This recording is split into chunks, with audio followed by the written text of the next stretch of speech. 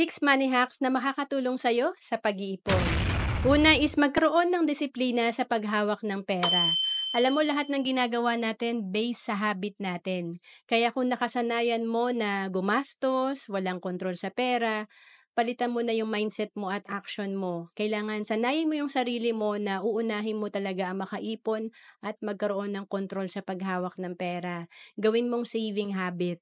And then, pangalawa, gumamit ka lang palagi ng cash sa tuwing may bibilhin ka. Kasi pag cash ang ginagamit natin, mas nararamdaman natin yung paglabas ng pera.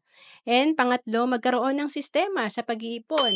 Ano ba yung bagay sa'yo na sistema? Yung iba, envelope system. Yung iba naman, meron silang automatic na savings program. Automatic deduct na sa kanilang savings account. Pang-apat, gumawa ka ng listahan bago mag-grocery. Importante, stick lang tayo dun sa listahan natin. At syempre, bago mag-grocery, importante busog tayo para hindi lahat ng pagkain na makikita natin, kukunin natin.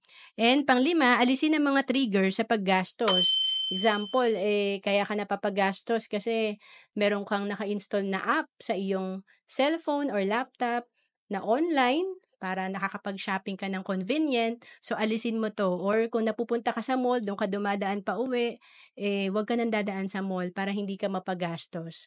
To know more about savings and investment, message mo lang ako sa FB, Roan Celis Capistrano.